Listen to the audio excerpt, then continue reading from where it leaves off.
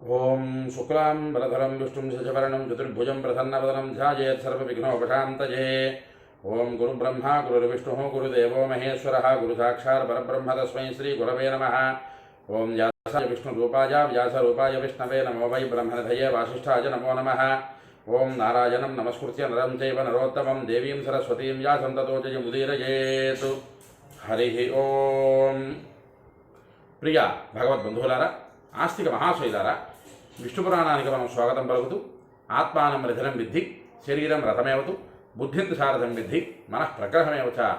ఈ శ్లోకం ఆధారంగా మన ఆత్మ, మన శరీరము, మన బుద్ధి, మన మనస్సు ఇవి అన్నీ కూడా ఒక రథంలాగా మారితే ఆ రథాన్ని అధిరోహించినటువంటి శ్రీమన్నారాయణుడు మనకి సద్బుద్ధిని సద్గతులను కలుగు చేయుగాక అని మరొక్కసారి మనం స్మరణలోకి తెచ్చుకుంటూ విష్ణు పురాణం 22వ అధ్యాయంలో ఉన్నాం. ఈ వీడియోతో ఇంచుమించుగా 22వ అధ్యాయం పూర్తయిపోవడానికి అవకాశాలు ఉన్నాయి.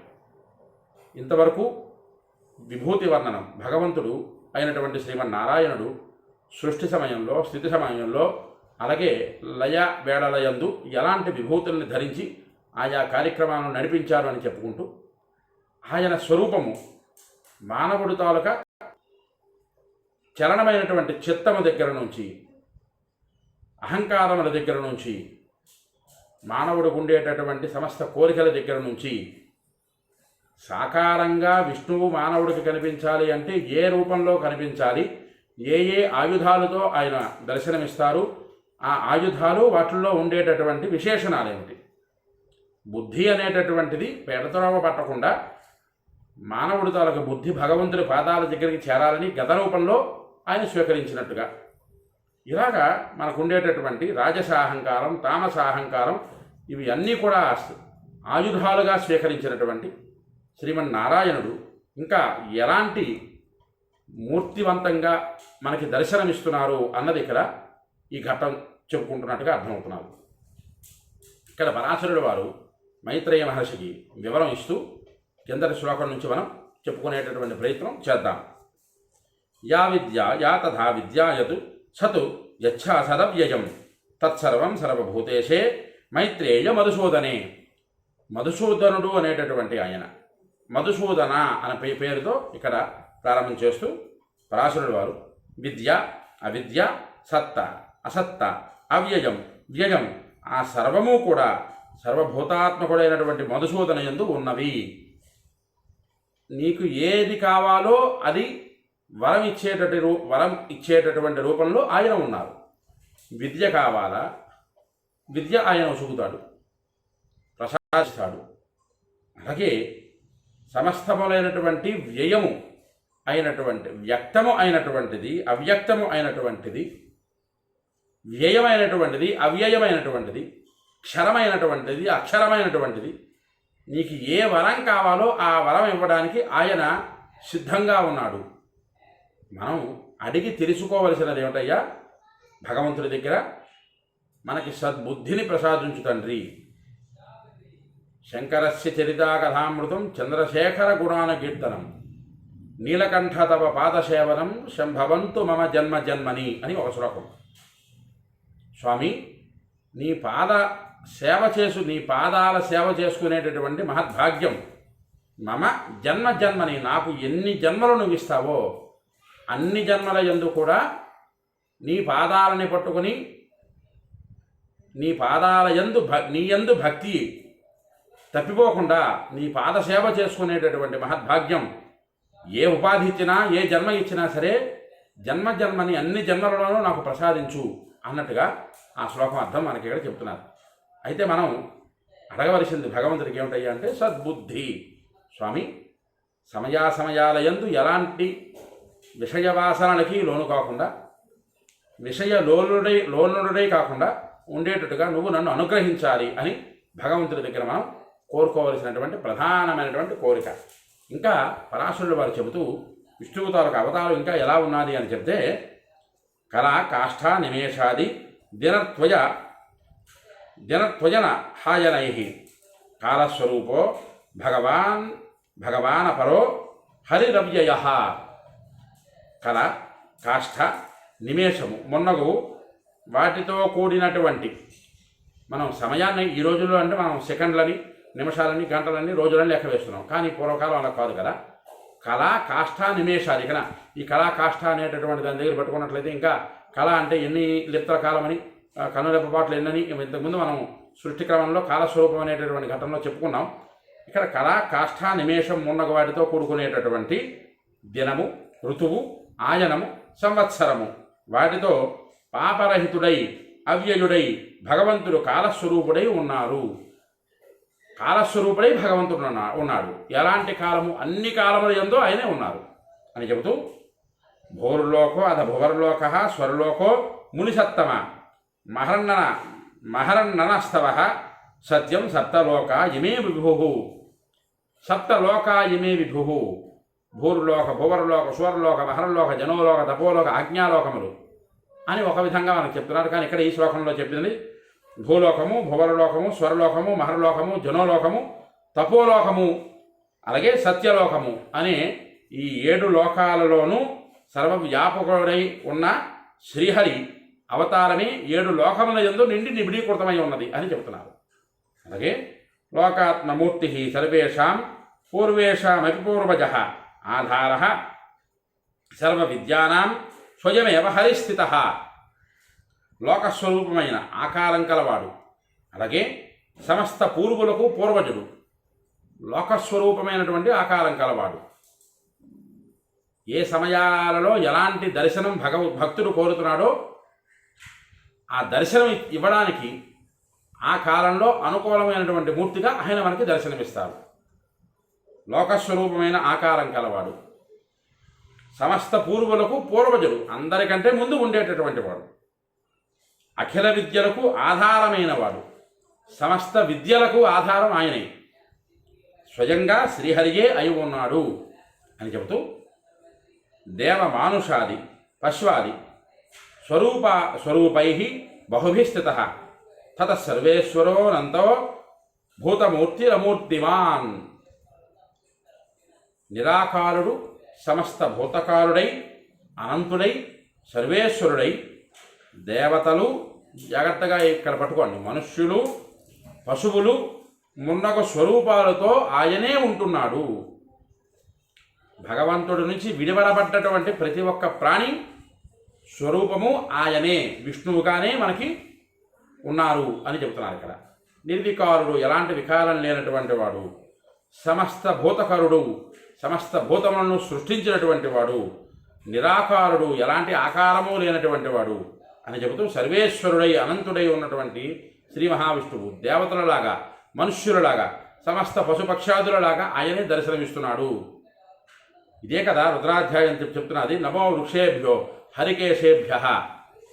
వృక్షము మొదలుకొని చిట్ట చిగురు ఉండేటటువంటి చిగురుటాకు వరకు అంతా ఈశ్వరుడే కనిపిస్తున్నాడు అని ఇక్కడ మనకు చెప్తున్నారు పరాశరుడు వారు. రుద్రుడు అంటే రుద్రాధ్యాయం, రుద్రనామకం ఈశ్వరుడిగా అండి? కాదు కదా. ఇక్కడ విష్ణుమూర్తికేనా అండి? కాదు కదా. సమస్తము పరమేశ్వరుడే, పరబ్రహ్మమే అని చెప్తున్నారు ఇక్కడ పరాశరుడు వారు. ఇక్కడ 3 శ్లోకాలలో ఇంకా వివరం పూర్తిగా పరాశరుడు వారు ఇస్తూ రుచో జజూంషి సమాని సామాని తథైవ అథర్వాణి వై ఇతిహాసోపవేదాస్తు వేదాంతేషు తథోక్తయః వేదాంగాని సమస్తాని మన్వాది గదితాని చ శాస్త్రాన్యశేషాన్యాఖ్యా అనువాకాశ్చ ఏ క్వచితు కావ్యాలాపాస్య ఏ కేచిదు గీతకాన్య అఖిలాని చ శబ్దమూర్తి ధరస్థైర్యదు వపుర్విష్ణోర్మహాత్మనః. ఋగ్వేదము, యజుర్వేదము, సామవేదము, అథర్వణ వేదము, ఇతిహాసాలు, ఉపవేదాలు, వేదాంత వాక్యాలు, వేదాంగాలు, మనువు మున్నగువారు చెప్పినటువంటి సమస్త స్మృతులు, సకల శాస్త్రాలు, సమస్త పురాణాలు, ఉపాఖ్యానాలు, అనువాకాలు, సమస్త కావ్యాలు, సద్గోష్ఠులు, సకల గేయాలు, ఇవన్నీ కూడా శబ్దమూర్తిధరుడైనటువంటి మహాత్ముడైన విష్ణువు యొక్క స్వరూపమే. మనం మాట్లాడే ప్రతి ఒక్క మంచి మాట, నోటి నుంచి వచ్చినటువంటి ప్రతి ఒక్క వాక్కు, అది వేదమా, శాస్త్రమా, స్మృతుల, పురాణాల, ఇతిహాసాల, ఉపవాక్యాల, ఉపాఖ్యానాల, ఏదైనా సరే భగవంతుడు ఇచ్చినటువంటి ఆ అక్షరము భగవంతుని స్వరూపమే ఆ అక్షరాన్ని మనం పట్టుకున్నట్లయితే భగవంతుడి దగ్గరికి చేరడానికి మనకు అవకాశం ఉంటుంది. అంచేత ప్రతి ఒక్క మాట యందు, అందుకే మనకి పెద్దలు అన్నారు, జిహ్వాగ్రే వర్ధతే లక్ష్మి, జిహ్వాగ్రే మిత్రబాంధవాహ. మన మాట తీరులోనే ఉన్నదంతా కూడా.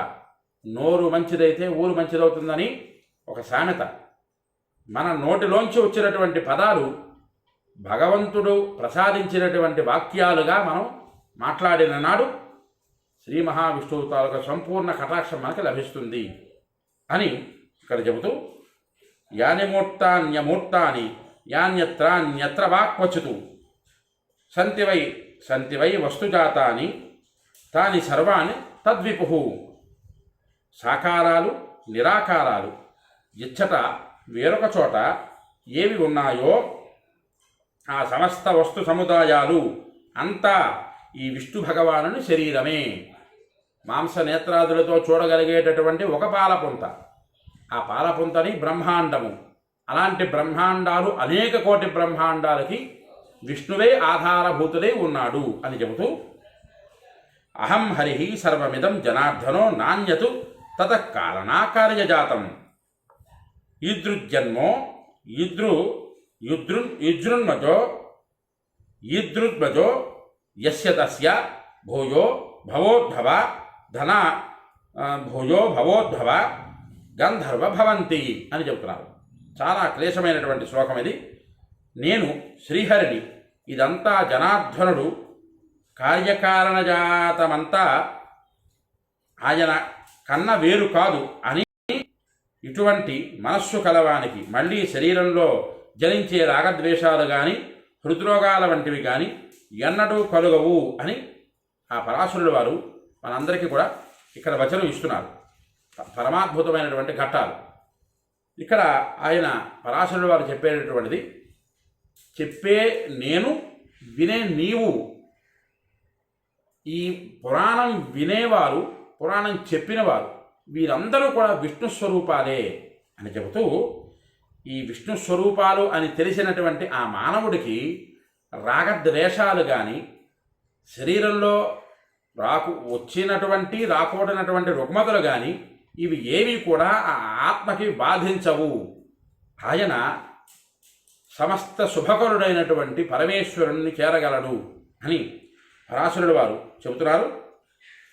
ఇత్యేష తేషః ప్రథమః పురాణ స్యాస్య వైద్విజ యథావతు కథితో యస్మిన్ శృతే పాపైః ప్రముచ్యతే. ఓ మైత్రేయ మహర్షి ద్విజోత్తమ, ఈ విధంగా ఈ విష్ణు పురాణంలో మొదటి అంశాన్ని ఉన్నది ఉన్నట్లుగా నీకు వివరించాను. ఇది వింటే సర్వ పాపాల నుంచి విముక్తులవు అవగలవు అని చెప్తున్నారు పరాశరులు వారు. అయితే వింటేనే విముక్తులైపోతారా గురువుగారంటే కాదు. వినడంతో పాటుగా అది అన్వయం చేసుకున్న వాడికి, ప్రహ్లాదుడంతటి భక్తి తత్పరతని ప్రదర్శించినటువంటి వాడికి, ప్రదర్శన అంటే కాదు అంతర్ముఖంగా ప్రదర్శించినటువంటి వారికి, ధ్రువోపాఖ్యాన్ని విన్నటువంటి వారందరూ సమస్త భూతముల యందు సమస్తము యందు విష్ణువే ఉన్నాడు అని ధ్యానించినటువంటి వారికి సమస్త పాపములు కూడా నశించిపోతాయి అని చెబుతూ, కార్తిక్యాం పుష్కర స్నాని ద్వాదశ అబ్దేన యత్ఫలం తదస్య శ్రవణాత్ సర్వం మైత్రేయా ప్రణోతి మానవ. ఈ రెండవ విన్నందువలన, చతుర్విధ విభూతి వర్ణనం విన్నందువలన ఎలాంటి ఫలితాలు అన్నది ఇక్కడ చెబుతున్నారు పరాశరుడు వారు. 12 సంవత్సరాల కాలం పాటు కార్తీక మాసంలో పుష్కర తీర్థంలో స్నానమాచరిస్తే ఎలాంటి ఫలితం లభిస్తుందో అంతటి ఫలితం మానవుడు ఈ విష్ణు పురాణంలో ఈ 22వ అధ్యాయము భగవంతుని తాలూకు చతుర్విధ విభూతి వర్ణనం విన్నందువలన లభిస్తుంది అని చెబుతున్నారు ఇక్కడ. దేవర్షి పితృగంధర్వ యక్షాది భవంతి శృణ్వతః పుంసో దేవాద్యా వరదామునే. ఓ మునీశ్వర, దేవతలు, ఋషులు, పితృదేవతలు, గంధర్వులు, యక్షులు మున్నగువారు వారి యొక్క పుట్టుకను గురించి వినే ప్రతి మానవుడికి కూడా దేవతలు మున్నగు వారందరూ కూడా వరప్రదాతలు కాగలరు అని పరాశరుడు వారు మైత్రేయ మహర్షికి వచించుతున్నారు. అందుకే 1కి 10 సార్లు మీరు వినండి, 10 మంది చేత వినింపజేయండి అని చెప్పడానికి గల కారణం. ఎందుకంటే ఎవరు ఈ మానవుడి తాలూకా ఈ విష్ణువు తాలూకా పురాణాన్ని వింటారో వినిపిస్తారో వారందరికీ కూడా ఆయా దేవతల తాలూకా సంపూర్ణ అనుగ్రహం ఖచ్చితంగా కలిగి తీరుతుంది అన్నదే ఈ పురాణాంశం. అంచేత ఈ ఘట్టంలో విష్ణు పురాణంలో 22వ అధ్యాయంతో ప్రథమాంశాన్ని మనం ఇన్నాళ్ళకి మనం పూర్తి చేసుకున్నాం. అంచేత మనందరికీ కూడా విష్ణువు తాలూకా సంపూర్ణ కృపా కటాక్ష వీక్షణాలు కలగాలని మరొక్కసారి సాంజలబద్ధంగా విష్ణుమూర్తికి నమస్కారం చేసుకుంటూ, ఎవరికైతే ఈ వీడియో నచ్చుతుందో వారందరూ కూడా లైక్ చేయండి, షేర్ చేయండి. మీ మాటల్ని, అమూల్యమైన మాటలను కామెంట్ రూపంలో పంపించండి. విష్ణు పురాణాన్ని మీరు వినండి, తరించండి, 10 మంది చేత వినింపజేసి తరింపజేయండి. హరి ఓం స్వస్తి.